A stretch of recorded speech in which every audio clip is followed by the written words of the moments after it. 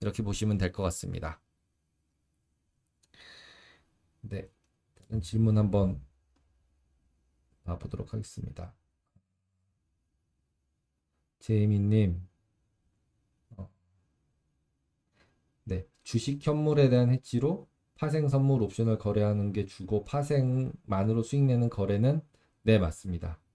단지 트레이딩, 시스템 트레이딩은 작게 먹는 경우들은 있었다. 네, 맞습니다. 그 시스템 트레이딩이라기보다는 거의 하이 프리퀀시예요. 그러니까 예를 들자면은 워런트 시장이랑 그 다음에 선물 옵션 시장이랑 그 다음에 ETF 시장이랑 그 다음에 선물 시장이랑 그 다음에 선물 시장이랑 옵션 시장이랑 걔네들이 다 크로스로 연결이 돼 있거든요. 그러면 수급에 따라서 가격이 움직임이 빠르게 어느 쪽이 더 빨리 움직이고 어느 쪽이 느리게 움직이는지가 정해져요. 왜냐하면 참여자가 다르니까. 그럼 거기서 시장 조성을 하면서 속도가 빠르게 들어가서 아주 작은 금액의 수익을 계속적으로 누적시켜서 수익을 내는 거예요. 여러 마켓에서. 근데 그게 한국만 하고 있는 것도 아니고 글로벌리 하고 있는 경우들이 많아요. 외국인들이 한국에 들어와 있죠. 근데 이제 국내 프랍은 대부분 다 국내만 하고 있죠. 그렇게 보시면 될 것 같아요.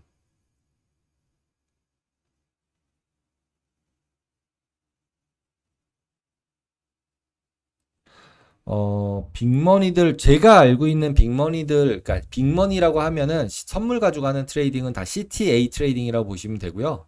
그 CTA들은 어느 정도 헤지펀드 전략으로, 아직도 서바이벌은 하고 있어요. 예를 들자면 펀드 전체 사이즈 중에 지금 한 3에서 5% 정도는 될 거예요, 글로벌리. 왜냐하면 그 CTA 전략의 핵심은 대부분 다 추세 추종형이에요. 추세 추종형이다 보니까 실제로 급락할 때 수익이 나요. 그래서 지난 작년 하락 시에 CTA 펀드의 수익률이 다 좋았어요. 왜냐하면 이제 트렌드가 생기고 속도가 빠르게 내려가면은 계속적으로 수익이 나거든요. CTA 전략을 쓰면. 근데 레인지장을 하면은 CTA들이 손실이 계속 나요. 근데 레인지장에서는 이제 주식 롱숏 펀드들이 더 각광을 받게 되죠. 그리고 불 트렌드 하는 데 가서는 레버리지로 해야 되는 상태가 생기고 그래서 이 세 가지들을 왔다 갔다 하면서 이제 운용된다라고 보시면 되고 거기서 이제 자산운용사들 또는 연기금들도 CTA들의 일부 배분을 하는 경우들이 있어요. 그 펀드의 수익률이 코릴레이션이 낮아서 이피션트 프론티어 만들듯이 적용하려고. 그래서 그런 부분들이 있어서 보통은 CTA들 거래하는 거는 단기 트레이딩 하는 경우도 물론 있는데 얼로케이션상 포지션 끌고 가는 것들도 있고 제 경험으로는 예전에는 아주 오래전의 얘기지만 위클리 차트로도 아주 길게 가져가는 포지션들로 가져가는 경우들이 있었어요. 왜냐하면 트렌드가 위클리는 찾기가 쉬운데 데일리나 인트라데이로는 트렌드를 찾기가 어렵거든요. 그래서 그런 부분들이 좀 있었다라고 말씀드릴 수 있습니다. 네, 피터님.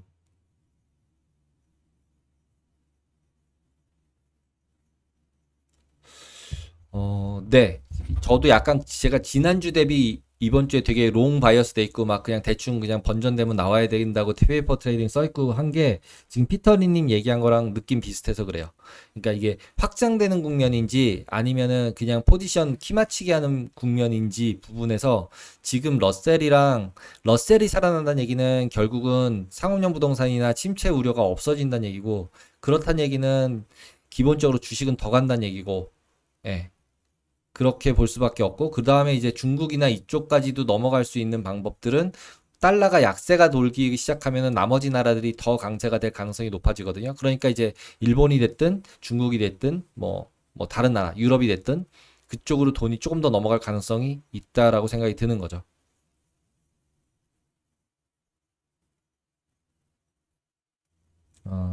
리찰스님, 빅스 선물 바닥권인 거는 맞습니다. 네. 근데 아까 막 보여드렸듯이 빅스의 리얼라이즈가 16을 못 따라갈 수도 있어요. 그런 상태들이 있기 때문에 현물 부분들을 좀 봐야 될 것 같고요. 그 다음에 CPI 나오는 날을 기준은 그냥 원데이 옵션 같은 경우는 충분히 바이할 만 하겠죠. 그 전까지가 되게 나쁘다고, 그러니까 안 움직일 거라고 생각해서 지금 이미 변동성들이 너무 낮춰져 있는 상태예요. 그러니까 시장은 항상 그 다음에 어떻게 될 거를 예상해서 가격을 형성시켜 놨기 때문에 지금 우리가 예상하는 거는 어느 정도는 반영이 돼 있는 거고 그러면 예를 들자면은 지금 10%였잖아요. 위클리 같은 경우는 그러면은 10%면은 16이 1%니까 하루에 1%도 안 움직인다는 얘기예요. 매일매일 레버리지 움직이는 게 1%도 안 움직일 거야, 나스닥이. 근데 진짜 그럴까? 이런 생각이 좀 들잖아요. 그러니까 이제 매수를 하는 거죠. 예. 하루 이틀만 뻥 하고 움직여주면은 프리미엄은 벌 수 있을 것 같은데 델타만 중립으로 맞췄다면 그런 생각이 들어서 결국은 롱 옵션들도 반영이 들어갈 수 있고, 그러면은 이제 해지하는 마켓 메이커들이 숏이 되고, 그러면 해지하는 마켓 메이커들이 숏이 되는 얘기는 실제로 그 방향으로 쭉 밀려가면 더 간다는 얘기거든요. 그럼 변동성이 커진다는 얘기고. 그렇기 때문에 약간은 좀 이제 양쪽으로 퍼지는 쪽으로 지금 변동성 10 레벨이거나 10 언더로 가면은 진짜로 위클리 같은 경우 일주일 동안 10 언더면은 괜찮은 것 같아요. 예. 하루짜리 10은 그때그때 다르잖아요. 그 다음날 아무 일이 없을 것 같은데 뭐 8회 거래돼도 0.5에 끝날 때도 있고 뭐 0.2에 끝날 때도 있고 이러니까 그걸 갖다 베팅하는 건 좀 어렵겠지만 빅스 선물 콜 같은 경우는 그 빅스의 볼로티리티가 너무 커서 옵션 가격이 생각보다 비쌀 거예요. 저도 실제로 해보진 않았어요. 너무 비싸서 YC건 안 해. 내가 했지만 모르겠지만 이렇게 생각했었는데 빅스 선물로 이제 빅스 콜 같은 거 해지하는 게 생각보다는 또 복잡해서 그거는 기계를 만들어야 되고 퀀트도 있어야 되고 그렇거든요. 그래서 좀 다릅니다. 그리고 수요일 나스닥 하락 때 애플로 방어하고 금요일 나스닥 밀릴 때도 마소로 방어하는 느낌. 네, 맞아요. 네. 딱, 네. 그러니까 지수를 조정할, 일부 세력이 지수를 조정할 수는 없습니다. 박은홍님. 네. 그러니까 물론 그런 이제 루머들은 있어요. 그러니까 진짜 헤지 펀드가 뭐 르네상스나 이런 애들이 이벤트도 만들고 그다음 변동성도 죽이고 뭐 삼성전자를 갖다가 가두리를 만들고 뭐 이런 얘기들을 하는데 제가 그냥 본 바가 리얼로 본 바가 없어가지고 그거가 있다 정확하게 할 수 있다 이렇게는 말씀을 못 드리겠어요. 그러니까 저는 없다고 생각을 해요. 왜냐하면 거기서 거래되는 걸 보고 스스로 그 모양을 서로 따라가다 보니까 그 모양으로 가는 거지. 누가 누구를 따라가고 누가 누구를 따라가고 하다 보니까 포지션 빌드업들이 쌓이다 보니까 한 방향에서 그렇게 보이는 거지. 그걸 통정으로 하고 있을지는 않을 것 같아요. 자기 힘으로 일부러는. 그러니까 결국은 눈치 싸움하면서 그쪽에 힘이 셀 것 같으면 글로 막 우르르 붙으니까 우리가 밖에서 볼 때는 그렇게 보이는 거죠. 네, 제이미님 피보를 뚫고 지금 선물 보면 차근 선물 콘텐거 많고 예, 맞아요. 금요일 고용지표 롱숏 둘 다 볼 수 있었는데 지수 위로 가고 네, 맞아요. 지금은 롱으로 보려고 그러는 것 같습니다. 피보상으로는 위가 없는데 위가 없어서 지금 제가 여기서 만든 거에서 지금 보시면 전고점 있고 제가 이거 하나 더 넣어놨잖아요. 3월 29일 전고점이고 이게 전전고점이에요. 그래서 15,265가 그 위에가 있고요. 그 다음에 이거 14,406이 뚫리고 나면은 위가 안 보여요. 그래서 이제 그 전고점 찾아본 게 요 지난번 거 끝나고 여기에서 베낀 거 다음 거 있는 게 뭔가 찾았더니 15,265더라고요. 이게 3월이에요. 그래서 이렇게 내려오면서 위에 고점 낮추면서 내려왔던 다음 게 15,000이라서 이제 15,200선까지는 잘못하면은 갈 수 있는 거죠. 그래봤자 700밖에 안 남았어요. 그래서 그 다음번은 이제 이거를 버텨야 되고 제가 그래서 이거에 지지가 되는지 이번 주에 봐야 되는 게 중요하다라고 말씀을 드린 게 이번 주에 이걸 뚫고 올라가서 얘가 지지선이라고 생각하면 이 피보나치서부터 전부 다 다시 그려야 돼요. 지지선이랑 전부 다. 예. 그래서 테크니컬리는 그걸 전부 다 다시 그려야 되는 상황이 가려면 지금 이걸로 제가 거의 1년 반?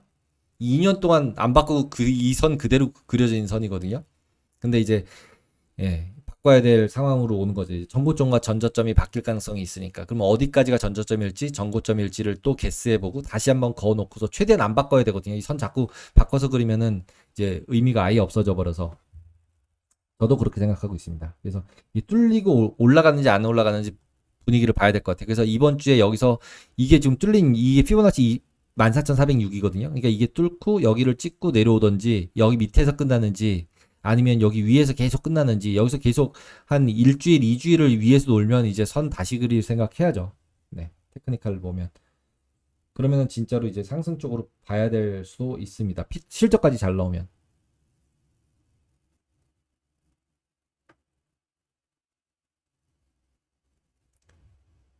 아, 네, 제이미님. 네, 3년 고점 저점 그려보면 14,000. 네, 맞아요. 지금 말씀드렸죠. 그래서 딱 그 상황이라고 보시면 돼요. 엔화, 카나다, 호주, 뉴질랜드 통화들 약세인데 추세 변화가 없을까요? 아, 엔화 같은 경우는 지금 개입도 140에 개입도 나오고 있고 뭐 이런 상태고 그다음에 호주 달러 같은 경우는 커머디티 가격 따라서 움직이잖아요. 그러니까 결국은 중국 경기 좋아져서 커머디티 값들 다 올라가면 호주 달러도 같이 올라갈 가능성이 있어서 지금 환율 같은 경우는 보시면은 환율이 실제로는 볼 거 생각보다 되게 많아요. 커머디티 가격까지 다 봐야 되고, 예. 그래서 지금 여기서도 호주 달러는 플러스잖아요, 혼자. 예. 유로는 마이너스, 위안화도 마이너스인데 호주 달러 혼자 1.2% 플러스죠. 이유는 커머디티들이 강세, 구리들이 강세가 보였죠. 지금 여기 구리, 밀들 강세 보였잖아요. 유가랑 이런 건 마이너스 났지만 천연가스는. 그래서 지금 호주 달러 부분들은 금리도 영향을 받고 그 다음에 이런 커머디티 가격도 영향을 받고 이러다 보니까 되게 더 복잡하게 움직이는 경향이 있어요. 그래서 좀 조심하셔야 된다라고 보시면 될 것 같습니다. 피터리님, 어떤 게 진짜가 나타난 거죠?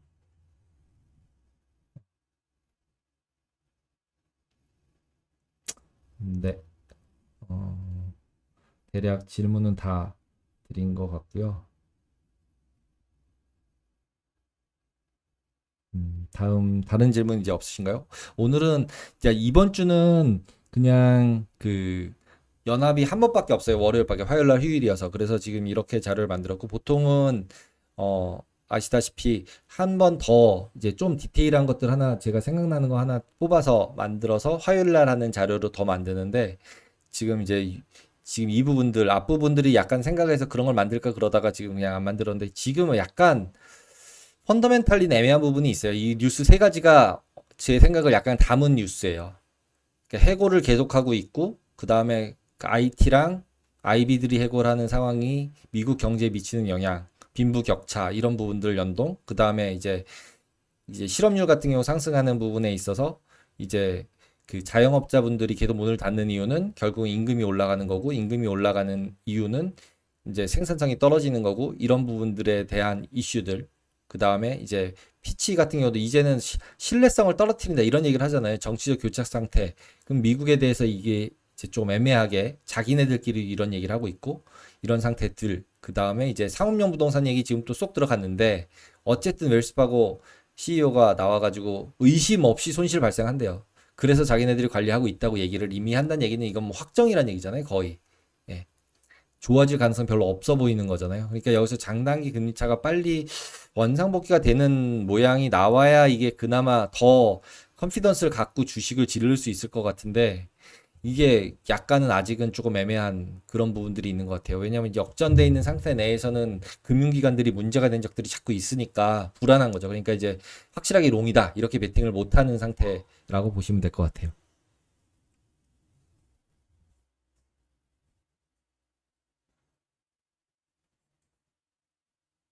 음, 네, 감사합니다. 네.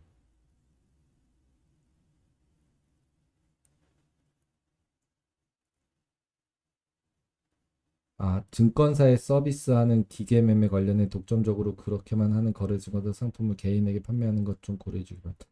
솔직히 지금 이 부분은 저희가 운용사나 이제 뭐 자문사나 뭐 이런 부분들이 나올 수도 있어요. 그래서 할 수도 있어요.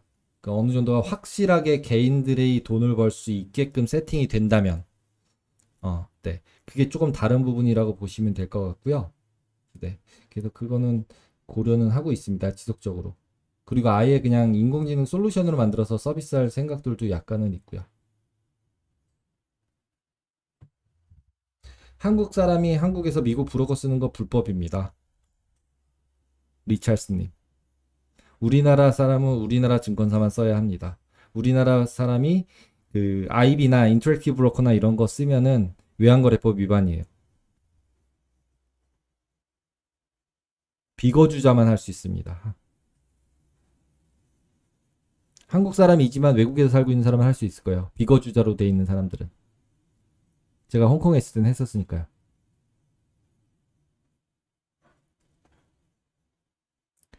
다 그렇게 쓰고 있는 사람들 거의 불법이거나 아니면은 그 유사 이상한 리딩방 같은 불법 거래소예요.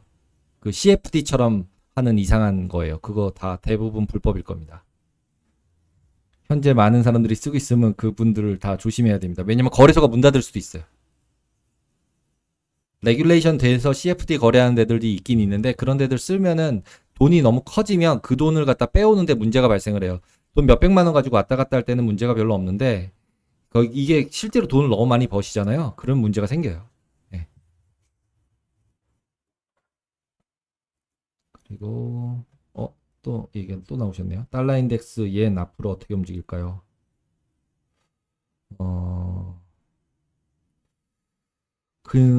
솔직히 저는 개인적으로는 그냥 투자 안 한다라고 생각하면 저는 그냥 그게 제일 좋다고 생각해요. 그냥 VT나 이런 거 사놓고 그냥 눈 감고 있는 게 제일 편한 일이다. 완전히 착실하게 열심히 할 거 아니면 VT는 커런시 해치 하나도 안 하거든요. 분산이라서. 네. 그렇게 보시면 될 것 같습니다. 그리고 네. ETF 금액이 어떻게 되는지 모르겠지만 엔화나 뭐 원화나 달러나 보시면은 어차피 달러로 바꾸는 것도 리스크잖아요. 네.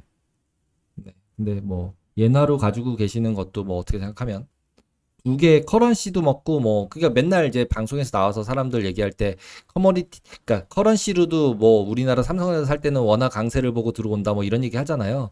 이제 개인들도 그런 생각을 좀 하면서 들어가야 되겠죠. 왜냐하면 그 나라 경제가 좋다고 그 나라 주식을 사는 거잖아요.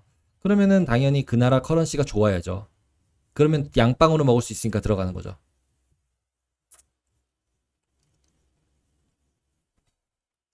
근데 그런 거 분석하기는 되게 어렵죠. 그러니까 이제 그런 거 잘 모르니까 자꾸 컴퓨터로 뭐 인공지능 만들어가지고 분산 투자하려고 그러고 뭐 이제 뭐 오버나잇 없이 포지션 만들고 뭐 이런 것들 하는 거죠. 잘 알면은 베팅해서 롱온리로 가져가서 그냥 P&L 움직이는 거 때려 맞고 그다음에 장기 투자해서 10배, 20배 나는 게 어떻게 보면은 길게 보면 그게 더 수익이 더 좋을 수도 있어요. 트레이딩 하는 것보다 레버리지 크게 해서 매매하는 거 아니면.